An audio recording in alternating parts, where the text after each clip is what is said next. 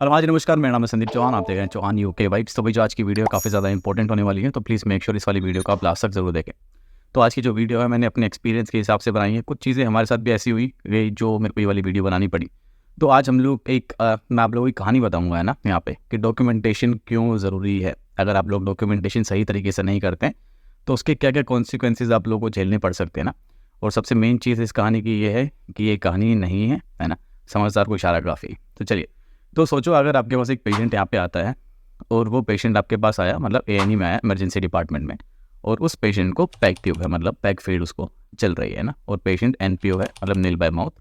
तो पेशेंट को आप लोग ओरली कुछ भी नहीं दे सकते हैं क्योंकि पेशेंट को पैक फीड है और कुछ ना कुछ इशू हुआ होगा उस पेशेंट के साथ, पैरालिसिस हुआ होगा या फिर कुछ भी एक्सरसाइज, कुछ भी आप लोग इशू लगा सकते हैं, या फिर कोई कैंसर होगा जिसके थ्रू आप लोग पेशेंट को ओरली फीड आप लोग नहीं दे सकते हैं। अगर बाई चांस अगर आप पेशेंट को ओरल फीड देते हैं तो पेशेंट एस्पिरेट कर सकता है, और एस्पिरेट करने के बाद पेशेंट को नमूनिया हो सकता है ना, और नमूनिया होने के बाद पेशेंट सीरियस हो सकता है, और सीरियस होने के बाद पेशेंट की एट द एंड डेथ हो सकती है यहाँ पे, है ना।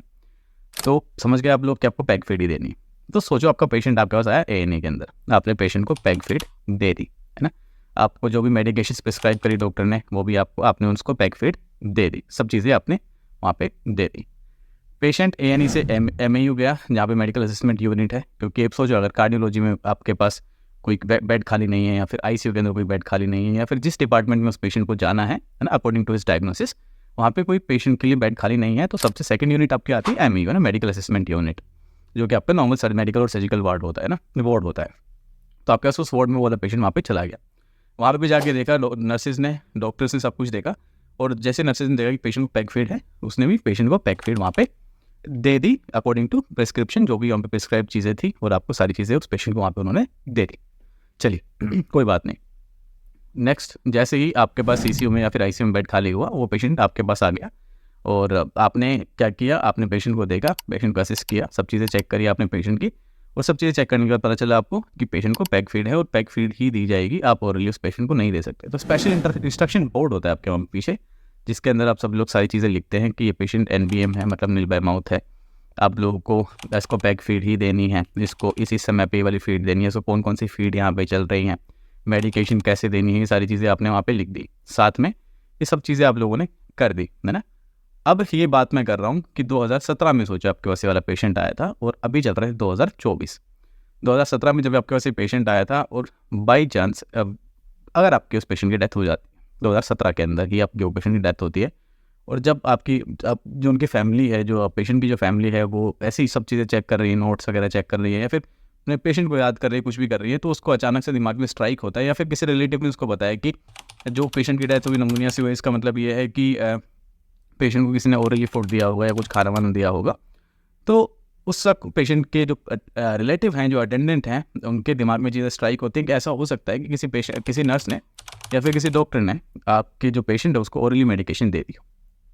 अब वो 2017 की बातें 2024 में खुल के आएंगे। तो इस कंट्री के अंदर अगर आपने कोई गलती करी है, या फिर किसी भी नर्स ने या फिर किसी भी डॉक्टर ने कोई गलती करी है, या फिर अगर आप लोगों ने गलती नहीं भी करी है, तो आपकी 2017 की बात, 2015 की बात, कितनी भी पुरानी आपकी बात हो, यहाँ पे वो चीज़ें खुल के यहाँ पे आ जाती हैं। तो सोचो वो 2017 में वो पेशेंट एक्सपायर हुआ था, और अब रिलेटिव ने आपसे एक्सप्लेनेशन मांगा है कि थ्रू आउट द प्रोसेस, मतलब आपका जो एएनई से आपका पेशेंट आया, आपके एएनई से एमईयू के अंदर वो पेशेंट आया, एमईयू से सीसीयू या फिर आईसीयू के अंदर वो पेशेंट आया, तो अब आपको सारे एक्सप्लेनेशन देने पड़ेंगे। अब उस वक्त क्या चीज़ें चेक करी जाएंगी, आपकी डॉक्यूमेंटेशन, क्योंकि आप पेशेंट का जो रिलेटिव है उसके दिमाग में ये है कि आपने या फिर किसी और नर्स ने या फिर किसी डॉक्टर ने इस पेशेंट को ओरली मेडिकेशन दी है या फिर ओरल फीड दी है, जिसकी वजह से इस पेशेंट की डेथ हुई है। अब क्या होगा, आपके सारे डॉक्यूमेंटेशन चेक होंगे, जितनी भी एएनई में जितनी भी नर्सेज हैं जिन्होंने भी उस पेशेंट की टेक केयर करी है, उसके जितने भी नोट्स हैं सारे के सारे निकाले जाएंगे। एमईयू के अंदर जितनी भी नर्सेज हैं, जितने भी डॉक्टर्स हैं जिन्होंने भी उस पेशेंट की टेक केयर करी है, उनके सबके नोट्स निकाले जाएंगे। साथ में सीसीयू आईसीयू के अंदर जिसने भी उस पेशेंट को देखा है, उनके सारे नोट्स निकाले जाएंगे, है ना। अगर उस नोट्स के अंदर किसी भी नर्स ने यह लिखा हुआ है, जैसे कि क्या होता है कि हम लोग बीइंग ए नर्स, हमारे पास काफ़ी ज़्यादा वर्कलोड होता है, और काफ़ी सारे पेशेंट्स मिलते हैं। स्पेशली अगर मैं जनरल वार्ड की बात करूँ, यूके की मैं बात करता हूँ, तो यहाँ पे आपको 8 पेशेंट मिलते हैं, 10 भी मिलते हैं। तो जो स्टाफ शॉर्टेज है उसके अंदर आपको 12-12, 13-13 पेशेंट यहाँ पे मिलते हैं। हम जो सीसीयू वाले हैं या फिर आईसीयू वाले हैं, आईसीयू वालों को 1-to-1 केयर में मिल जाती है, हम कभी 2 पेशेंट मिल जाते हैं, कभी 1 भी मिल जाता है, कभी 3 भी मिल जाता है, और 3 से ज़्यादा कभी हमको सीसीयू वालों को पेशेंट नहीं मिलते हैं। मैं मेरे हॉस्पिटल की बात कर रहा हूँ ना, वरना कुछ लोग ऐसे जो शब्द पकड़ के बैठ जाते हैं, अरे ऐसा नहीं होता, ऐसा नहीं होता है ना। चलिए, तो अब आपके पास काफ़ी ज़्यादा वर्कलोड है, तो आप लोग क्या करते हैं, एक टेम्पलेट सेव करके रखते हैं कि हर पेशेंट के नोट्स के लिए आपको वो एक टेम्पलेट कॉपी पेस्ट करके वहाँ पे लगा देते हैं। कुछ भी स्पेशल इंस्ट्रक्शन है आप लोग ऐड कर देते हैं, या फिर अगर बाई चांस आप लोग ऐड करना भूल जाते हैं, तो इसमें से जो सिनेरियो मैंने आपको समझाया है, किसी भी नर्स ने अगर वो same to same template copy करा होगा, इसका मतलब जैसे कि टेम्पलेट अगर आप लोगों ने सेव कर रखा है कि ऑल ड्यू मेडिकेशंस गिवन, है ना, all due medications given orally, अगर सोचो उसको, उस पेशेंट को उन्होंने पैग फीड दी है, बट अपने डॉक्यूमेंटेशन में बाई चांस जो टेम्पलेट उन्होंने सेव किया हुआ है वहाँ पे लिख दिया कि all due medications given orally, तो इसका मतलब क्या है कि सबूत क्या है आपके पास कि आपने उसको पैग फीड दिया था। अब आपके डॉक्यूमेंटेशन ही आपका सबूत है, तो आपके डॉक्यूमेंटेशन के हिसाब से वहाँ पे क्या आएगा कि आपने जितनी भी मेडिकेशन दी थी वो ओरली दी थी। उसका मतलब क्या है कि पूरे सिनेरियो के अंदर जितना भी आपका सिनेरियो है, जो आपको मैंने पूरी कहानी बताई है, उसके अंदर जो मेन किरदार है वो आप बन जाएंगे कि आपने उस पेशेंट को ओरल मेडिकेशन दी और उसी मेडिकेशन के चक्कर में पेशेंट की डेथ हुई है।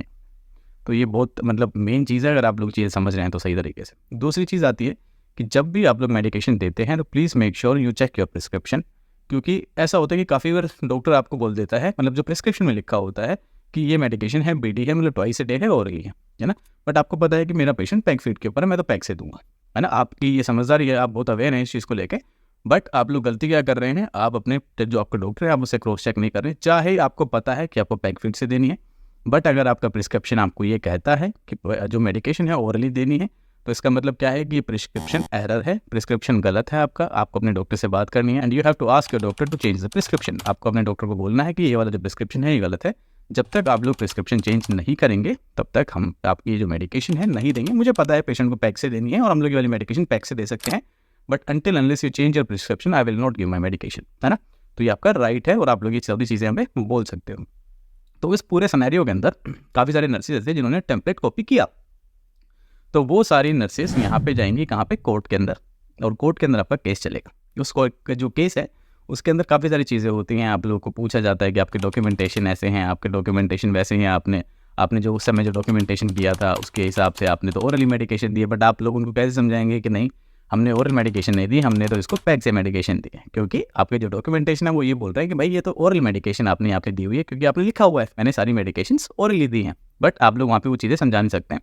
तो आपको यहाँ पे आपकी जो डॉक्यूमेंटेशन है बहुत सारा ज़रूरी है। आप लोग ये चीज़ समझ के चले कि आपके डॉक्यूमेंटेशन कभी भी निकाले जा सकते हैं। अगर आपने गलत डॉक्यूमेंटेशन किया है, अगर आपकी वजह से किसी पेशेंट को क्षति पहुँची है, हाँ पहुँचा है, तो आपको उसके कॉन्सिक्वेंसेस आज से 5 साल पहले, सॉरी आज से 5 साल बाद, आज से 10 साल बाद भी आपको वहाँ पे झेलने पड़ सकते हैं।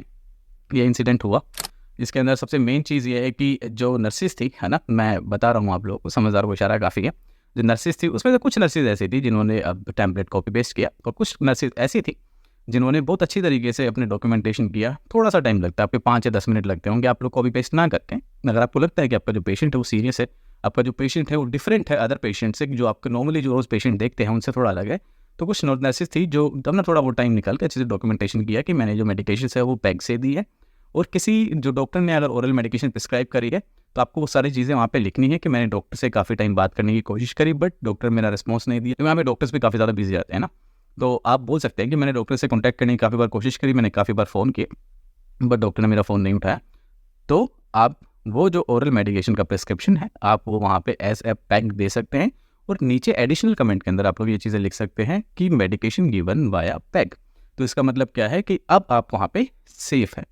तो अब जब ये कोर्ट केस होगा तो इसके अंदर डॉक्टर्स भी जाएंगे, इसके अंदर नर्सेज भी जाएंगे, और जो भी नर्सेज कल्प्रिट पाई जाती है, अगर बाई चांस आपका जो पेशेंट है या फिर पेशेंट के जो रिलेटिव हैं, अगर वो लोग केस जीत जाते हैं, तो उसके अंदर आप लोग अपना जो नर्सिंग रजिस्ट्रेशन है, आपका जो पिन नंबर है वो यहाँ पे सीधा सीधा गवा सकते हैं। दूसरी चीज़ आपकी जेल भी हो सकती है ना, क्योंकि पेशेंट का हार्म पहुंचा है और पेशेंट यहाँ पे पेशेंट की डेथ हो गई है ना। तो ये सारी चीज़ें बहुत ज़्यादा इंपॉर्टेंट है, और जैसे मैंने आपको शुरू में बताया कि ये कहानी नहीं है ना, मैं आप लोगों को समझाने की यहाँ पे कोशिश कर रहा हूँ कि जब भी आप फॉरेन कंट्री में आते हैं तो आपको डॉक्यूमेंटेशन आपका बहुत ज़्यादा ज़रूरी है। एक एक शब्द आपको सोच के लिखना चाहिए। यहाँ पे थोड़ी इंग्लिश भी आप लोग की अच्छी होनी चाहिए। इसका मतलब ये नहीं कि आप लिख कुछ रहे हैं और लोग समझ कुछ रहे हैं, मतलब आपने कुछ लिखा है और उसका मतलब कुछ और निकल रहा है। तो आपकी डॉक्यूमेंटेशन है स्ट्रेट टू द पॉइंट, कम लिखो बट बहुत अच्छे तरीके से लिखो। The more you write the more you have to explain, है ना। अगर आपने ज़्यादा डॉक्यूमेंटेशन किया है तो आपको ज़्यादा एक्सप्लेनेशन देनी पड़ेगी। तो बुलेट पॉइंट्स लिखो, आपके जो इंपॉर्टेंट पॉइंट्स हैं वो लिखो, और बहुत अच्छे तरीके से लिखो। अगर एक लाइन कोई पढ़े तो उसका मतलब आपको समझ में आना चाहिए। अगर सोचो आपका कोई पेशेंट है जो कि 2010 के अंदर वो पेशेंट गिर गया था आपसे वो पेशेंट, और आपने उस पेशेंट की डॉक्यूमेंटेशन नहीं करी, और पेशेंट 2021 के अंदर पेशेंट की डेथ हो गई। 21 जब आप 2021 में उस पेशेंट की डेथ हुई, या फिर 2024 के अंदर उस पेशेंट की डेथ हुई, और आप जब डॉक्टर ने उसको पता किया, एमआरआई निकला, और एमआरआई में निकला कि उसके दिमाग में कोई क्लोट था, बिकॉज ऑफ दैट क्लोट ये जो पेशेंट है ये आपका मर गया उस क्लोट के चक्कर में, है ना। तब ये हिस्ट्री निकाली जाएगी कि पेशेंट गिरा कब, और फिर वो जो रिलेटिव है, जो अटेंडेंट है, वो बताएगा कि मेरे जो फादर थे या फिर मेरी जो मदर थी, वो 2000 तब की बात है, और उस वक्त ये वाला जो ये जो हमारा केस है ये हुआ है, और हमारे पेशेंट हमारा जो फादर है मदर है उस वक्त गिर गई थी, तो उस वक्त के डॉक्यूमेंटेशन निकाले जाएंगे। तो यहाँ भी भाई डॉक्यूमेंटेशन बहुत ज़्यादा इंपॉर्टेंट है। आप ये मत सोचना कि मैंने मेरी शिफ्ट खत्म करी, रात गई, बात गई, बिल्कुल भी नहीं भाई। यहाँ पे ऐसा आपके 5 साल पहले वाले डॉक्यूमेंटेशन भी निकल सकते हैं, 10 साल पहले वाले भी निकल सकते हैं। बहुत सारे यहाँ पे ऐसे इंसिडेंट होते हैं जिसके अंदर जो नर्सिस है अपने पिन खोती है। बहुत सारे ऐसे इंसिडेंट भी हैं जहाँ पे जो नर्सिस है उनको जेल भी हो सकती है। तो प्लीज़ मेक श्योर आप लोग ये चीज़ें संभल के रखें, आपकी जो डॉक्यूमेंटेशन है वो एकदम टू द पॉइंट रखें। आपके डॉक्यूमेंटेशन बहुत ज़्यादा इंपॉर्टेंट है। थोड़ा सा अपनी शिफ्ट के अंदर से 5 से 10 मिनट निकालें, या फिर आधा घंटा निकालें, और अपने सारे पेशेंट्स के बारे में अच्छी तरीके से लिखें, और जो भी उस पेशेंट की स्पेशल इंस्ट्रक्शंस हैं, है ना, उन चीज़ों को आप लोग प्लीज़ मेक श्योर हाईलाइट करके वहाँ पे लिखें, है ना। बहुत ज़्यादा इंपॉर्टेंट वीडियो है। जो लोग यहाँ पे वीडियो देख रहे हैं, जो लोग यूके में हैं, तो प्लीज़ आप लोगों से ही मेरी दरख्वास्त है कि कुछ होने से पहले या फिर कुछ गलत होने से पहले ही आप लोग थोड़ा समझ जाएँ तो ज़्यादा अच्छा होगा, है ना। तो मेरा यही रहता है कि हमारा कुछ एक्सपीरियंस है, दी चैनल भी हमने इसलिए बनाया था कि हम कुछ करें और आप लोगों को समझाएं, हम कुछ गलतियां करें या फिर हमारे एक्सपीरियंस से आप लोगों को चीज़ें समझाएं। तो आप लोगों को मैंने समझा दी है, समझदार को इशारा काफ़ी है। होपफुली आप लोगों को ये वाली वीडियो पसंद आई होगी। तो मिलते हैं अपने नेक्स्ट वाली वीडियो के अंदर। Thank you so much guys. और रही इस कहानी के जो पात्र हैं उनकी बात, तो सबके डॉक्यूमेंटेशन काफ़ी अच्छे थे, और उसके अंदर साफ साफ लिखा हुआ था कि पेशेंट को पैग फीड दी गई है। हमने सब पैग फीड दी है। एडिशनल कमेंट्स में भी लिखा हुआ था कि the medication was prescribed orally but we have given via PEG. तो जितने भी पात्र थे सारे के सारे सेफ हैं, और जो केस था वो भी ख़त्म हो चुका है। काफ़ी सारी चीज़ चली, बट एक स्ट्रेस रहता है दिमाग के अंदर कि अभी हियरिंग पे जाना है, अभी यही करना है, अभी इसकी एक्सप्लेनेशन देनी है, अभी उसकी एक्सप्लेनेशन देनी है, अभी आपको एप्लीकेशन लिखनी है, अभी आपको स्टेटमेंट लिखना है। बहुत सारी चीज़ें इसके अंदर होती है। तो ये सारी जो स्ट्रेस है इसको अवॉइड करने के लिए प्लीज़ मेक श्योर कि आप लोग अपना डॉक्यूमेंटेशन अच्छी तरीके से करें। Thank you so much.